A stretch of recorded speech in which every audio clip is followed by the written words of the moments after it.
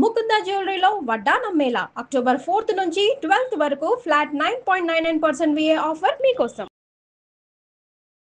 నమస్తే రమగారు. నమస్తే జయ. రమగారు, ఏదైనా మంచి చందమామ కథ చెప్పుకుందాం అండి. పూర్వం కాంభోజ రాజ్యానికి ఒక రాజుగారు ఉండేవారు. తాళధ్వజుడు ఆయన పేరు. ఆయనకి 3 కుమారులు ఉన్నారు. అయితే వరుసగా వాళ్ళు రెండేళ్ల గ్యాప్తో పిల్లలు. పుష్పకేతుడు, చిత్రభాండు, పింగళుడు, 3 అబ్బాయిలు. అయితే ఏమైందట, ఈ పిల్లలు కొంచెం రాజార్హత వచ్చే సమయం వయసు వచ్చేసరికల్లా పిల్లల్ని ఏం చేసేవాళ్ళు, ప్రపంచ యాత్రకు పంపేసేవాళ్ళు. పెద్దవాడు రాజు అవుతాడు, చిన్నవాళ్ళిద్దరు కూడా అతనికి సహాయం చేయాలి. అందుకని 3 అబ్బాయిలు ఒకళ్ళకొకళ్ళు తోడుంటారని 3 గుర్రాల నుంచి రోడ్ల ప్రపంచంలోకి తోలేరు వాళ్ళని.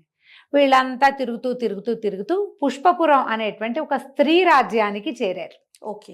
ఇక్కడ రాణి గారు రాజ్యం, ఆడవాళ్ళదే రాజ్యం. అక్కడ ఎక్కువగా స్త్రీలు ఉంటారు, చిలకవి సైనికులుగా, వాళ్ళుగా. మామూలు మగవాళ్ళు ఉన్నారు ఊళ్ళో, లేకపోవటం కాదు, పురుష ద్వేషం కాదు.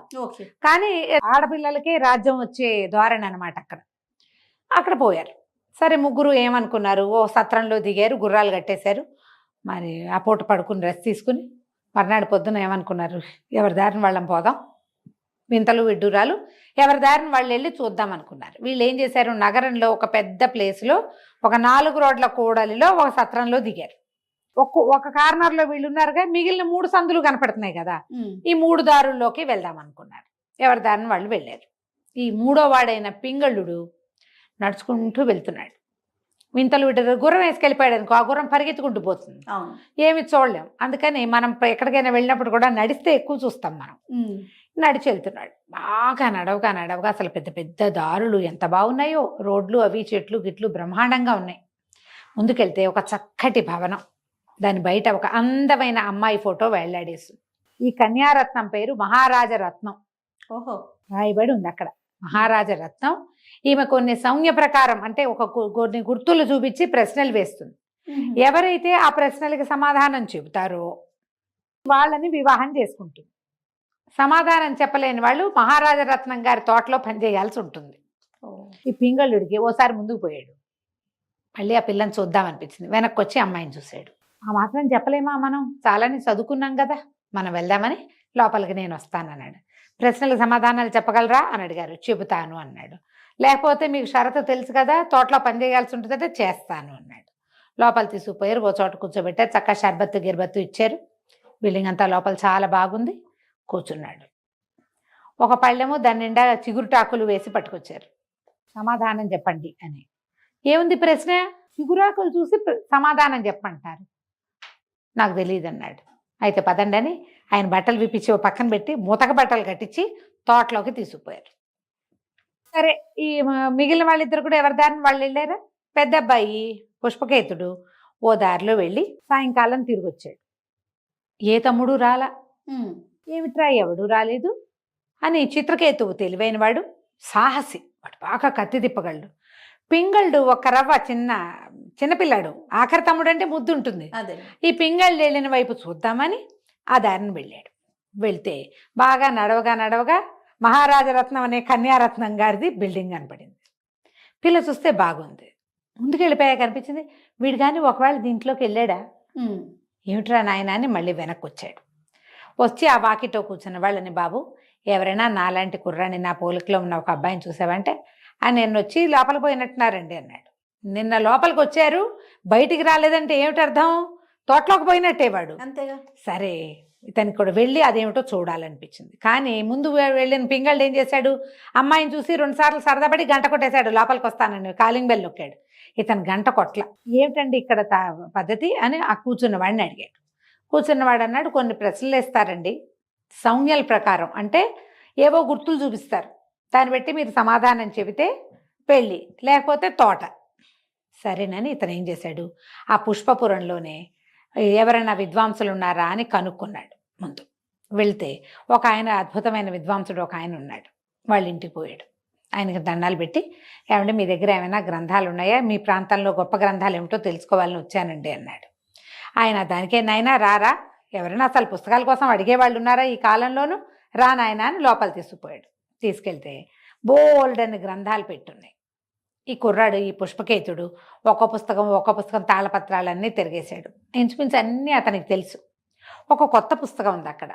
అదేమిటి, ఒక మహావీరుడు అనేటువంటి ఒక జైన క్షపణకుడు రాసిన పుస్తకం. అది సంజ్ఞా ప్రకరణం, దాని పేరు. సైగల భాషని తెలుసుకోవటం. ఈ అబ్బాయి ఆ పుస్తకం ఆశాంతంగా చదువుకున్నాడు కూర్చొని 2-3 గంటల పాటు. తర్వాత వెళ్ళొస్తానండి అని దండం పెట్టి వెళ్ళిపోయాడు. సత్రానికి వెళ్ళి అన్నం తిని ఇక చిత్రభానుడి సంగతి వదిలిపెట్టేశాడు. ఏమైతే అది అయ్యాడు తమ్ముడు. ముందు ఈ పింగళుడు సంగతే చూడాలి. ఈ మహారాజరత్నం దగ్గరికి పోయాడు. కనపడిందిగా బిల్డింగ్, అక్కడికి వెళ్ళి గంట కొట్టాడు. ఆ లోపల నుంచి ఒక 4-5 చిరకత్తలు వచ్చారు. ఏమండి బాగా అన్ని బోర్డు అన్నీ చూసారా అన్నారు. అన్నీ చూశాను, నాకు సమాధానం చెప్తానన్నాడు. ఈయన లోపల తీసుకుపోయారు. ఒక పెద్ద హాల్లో కూర్చోబెట్టారు. మరి మంచినీళ్ళు తెచ్చారు, పానీయాలు తెచ్చారు. ఈయన చూసి బాగున్నాడు అనుకున్నారు. సరే ఏం చేశారు, ప్రశ్నలకు సమాధానం చెప్పడానికి సిద్ధంగా ఉన్నారా? సిద్ధమేనన్నాడు. లోపల నుంచి ఒక పళ్ళెం పుచ్చుకొచ్చారు. దాని నిండా చిగురుటాకులు ఉన్నాయి. ఈ చిగురాకులు చూశాక ఇతను గుర్తొచ్చింది. ఆ పుస్తకంలో ఏముంది, ఈ చిగురాకును చూపిస్తే నీ కులం ఏమిటి అని అడుగుతున్నట్టు జ్ఞాపకం వచ్చింది ఆ వాక్యం అతనికి. నేను క్షత్రియుల అబ్బాయిని, క్షత్రియ కులం మాది అని చెప్పాడు. లోపల నుంచి చప్పట్లు వినపడ్డాయి. అంటే కరెక్ట్ అనమాట. వీళ్ళు కాగితాలు ఈ చిగురుటాకులు చేత్తో పుచ్చుకుపోయారు.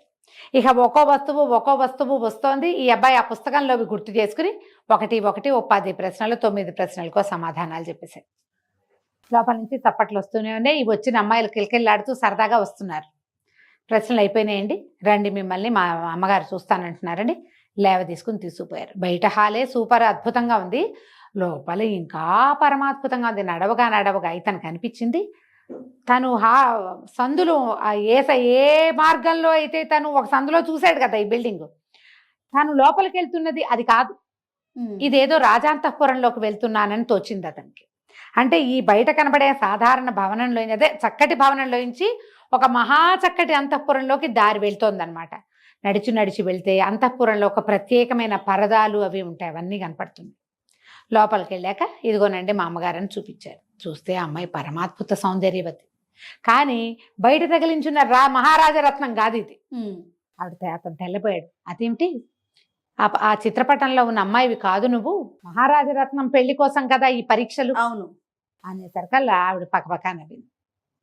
అవును, నేను ఈ రాజ్యానికి రాణిని, రాజమొకట నా పేరు, మహారాజరత్నం నా స్నేహితురాలు. ఆమె ఇంటి నుంచి అంతఃపురానికి లోపల నుంచి దారుంది, బయట ప్రపంచానికి తెలియదు. ఇది మేమిద్దరం ఇక్కడికి వచ్చి కలుసుకుంటాం. నాకు తెలివిగా ఉన్న అబ్బాయిని పెళ్లి చేసుకోవాలని కోరిక, అది కూడా క్షత్రియుడు కావాలి. నేనే కనుక ప్రకటన చేస్తే కథ ఇంకోలాగా వెళ్తుంది. అందుకని మహారాజరత్నం పేరుతోటి ఈ బోర్డు పెట్టించాను.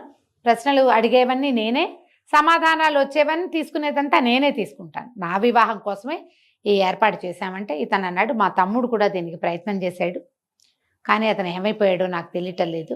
పింగళుడు వాడి పేరు అనేసరికి ఆవిడ పక్కపక్కన, ఓహో నేను వచ్చింది మీ తమ్ముడేనా, కొద్దిగా మీకు అతనికి పోలికలున్నాయి. అయితే అతన్ని మా మహారాజరత్నం ఆల్రెడీ వరించింది, ఆ అబ్బాయి బాగున్నాడు అని అడిగింది, కాబట్టి తోటలో ఉన్నాడు కానీ వివాహం జరిపించేసేద్దాం, పర్వాలేదు, ఆమెకి ఈ లెక్కలు లేవు అని చెప్పింది.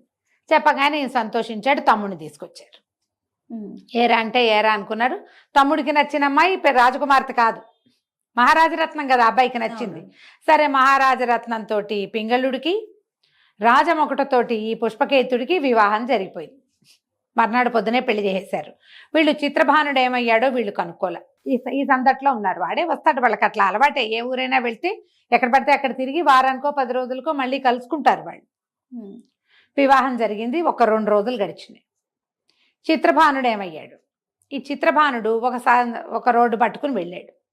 వెళ్తే ఏమైంది, వెళ్ళగా అక్కడ ఒక పెద్ద పెళ్లి పందిరి ఉంది, చాలా పెద్దది. అసలు ఎంత గ్రాండ్గా ఉందో, ఎంత వైభవోపేతంగా పెట్టారో అవన్నీ అలంకారాలు. ఈతనికి అది నచ్చింది. ఇలాంటి అలంకారాలు మన ఊళ్ళో లేవు. ఆర్కిటెక్చర్ అవి సరదా ఉన్నవాడు, డిజైనింగ్ సరదా ఉన్నవాడు అనమాట. ఈ వ్యవహారం అంతా లోపలికి వెళ్ళి చూద్దామని అక్కడ అందరూ ఆహ్వానితులే. పెళ్ళిళ్ళకి వేరే బయట వాళ్ళు వెళ్ళకూడదు, అలాంటివి ఏం లేవు. ఆహ్వానితులతో పాటు ఇతను కూడా అక్కడ పన్నీరు చల్లించుకుని, ఆ పువ్వులు ఏవో ఇస్తే పువ్వుల దండ మెళ్ళలో వేయించుకుని, ఏదో తినడానికి పెడితే అది కాస్త తిని లోపలికి వెళ్ళి కూర్చున్నాడు. కూర్చుంటే అది ఎవరిది పెళ్ళి, ఒక కోటీశ్వరుడికి సుగుణ అని అందాల రాసి ఒక కూతురు. ఈ పిల్లకి పెళ్లి నిశ్చయమైంది. ఈ పెళ్లి నిశ్చయమైంది ఎవరితోటి, ఇక్కడి నుంచి కనీసం ఒక 6 నెలల పాటు ప్రయాణం చేసి రావాల్సిన ఇంకో ద్వీపం, సింహళ ద్వీప నివాసి అయిన ఒక కోటీశ్వరుడి కుమారుడితోటి. వాళ్ళు వచ్చి మాట్లాడుకుని పెళ్లి కుదిర్చారు. పాతకాలంలో ఎట్లా చేసేవాళ్ళు, పెళ్లి వాళ్ళు వచ్చేవాళ్ళు కాదు, వాళ్ళ తరఫు నుంచి కొంతమంది వచ్చేవాళ్ళు. మనం ఎన్ని కథల్లో చూసాం. వచ్చి ఈ పిల్లని చూసి గుణగణాలు అన్నీ చూసి వీళ్ళ ఆస్తి పాస్తి చూసి ఫలానా వాళ్ళ అబ్బాయి ఉన్నాడంటే అని వాడి వివరాలు ఫోటోలు గిటోలు ఇచ్చి అలాగే నమ్మి పెళ్లిళ్ళు చేసుకునేవాళ్ళు. ఓకే అనుకున్నారు, పెళ్లి సరే అనుకున్నారు. సరే అనుకున్నాక ఏమైంది, వాళ్ళు ఏం చేశారు, ఉత్తరం ఎలా రాశారు, మేము మా ప్రాంతం నుంచి బయలుదేరి రావడానికి మొత్తం మీద మాకు ఒక 4-5 నెలల సమయం పడుతుంది కాబట్టి 6 నెలల తర్వాత ముహూర్తం పెట్టించండి, ఫలానా ముహూర్తం అని రాశారు. వీళ్ళు ముహూర్తం పెట్టించుకున్నారు. సుముహూర్తం సమీపించింది. ఆ పెళ్లి వాళ్ళు రావాలి. వాళ్ళు ఇకనో ఇప్పుడో వస్తారని చూస్తున్నారు. వాళ్ళు రాలేదు. ఈ పెళ్లి సందడంతా అవుతోంది. పెళ్లికి ఏమిటి, ఆ రోజు పెళ్లి అంటే అప్పుడే కాదు కదా, ఒక 5 రోజులు 4 రోజుల ముందు హడావిడిలు చేస్తారు.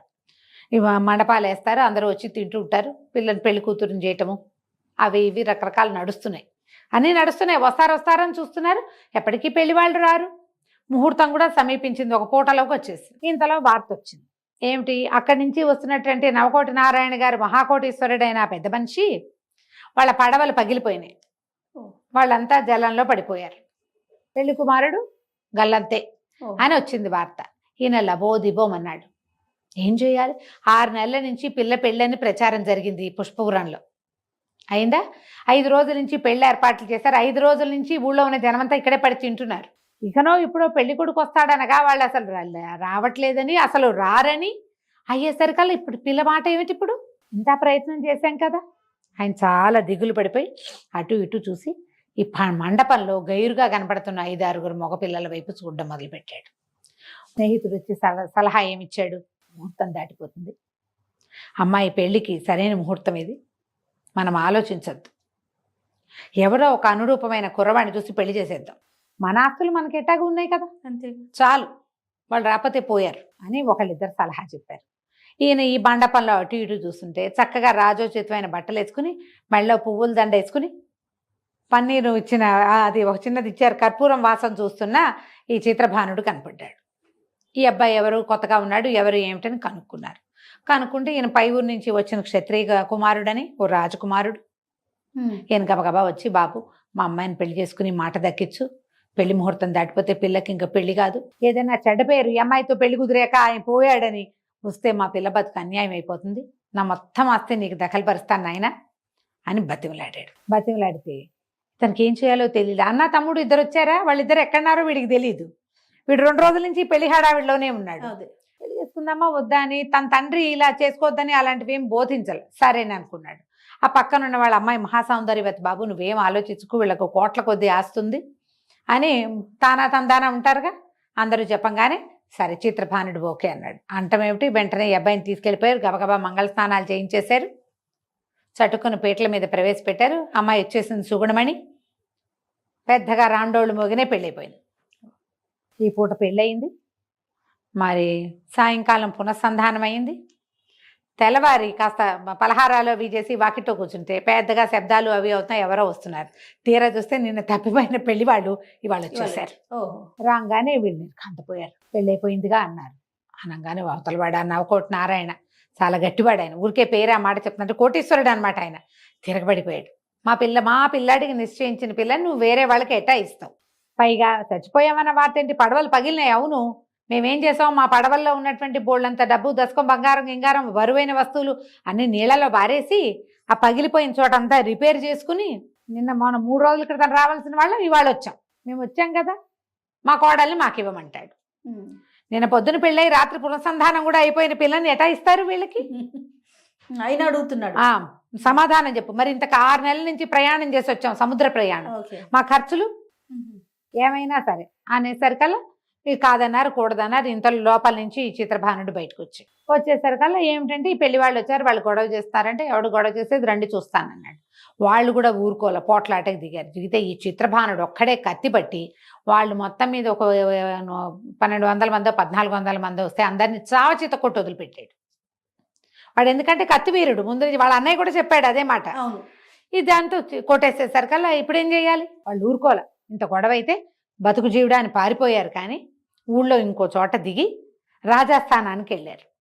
మాకు కుదిర్చిన పిల్లని 6 నెలల నుంచి ఫలానా ఈ పుష్పపురంలో ఉన్నటువంటి మహాకోటీశ్వరుడి కూతురు సుగుణమణి అనే సౌందర్యవతితోటి వివాహమని మేము మా ఊళ్ళో చెప్పుకున్నాం. ఇప్పుడు ఏమని వెనక్కి తిరిగి వెళ్ళాలి? అక్కడ నా పరువు మర్యాద అంతా గంగలో కలుస్తుందా? ఇక్కడికి వస్తే మేము దేవమొహాలు వేసుకుని వాకిట్లో నుంచున్నాం. పెళ్లి కొడుకు అన్నవాడు ఎవడో కత్తి తిప్పి వత్తిమీరుడు వాడొచ్చి మా మీద పడ్డాడు. మాకు సమాధానం కావాలి. ఈవిడికి ఏం చేయాలో తెలియలే.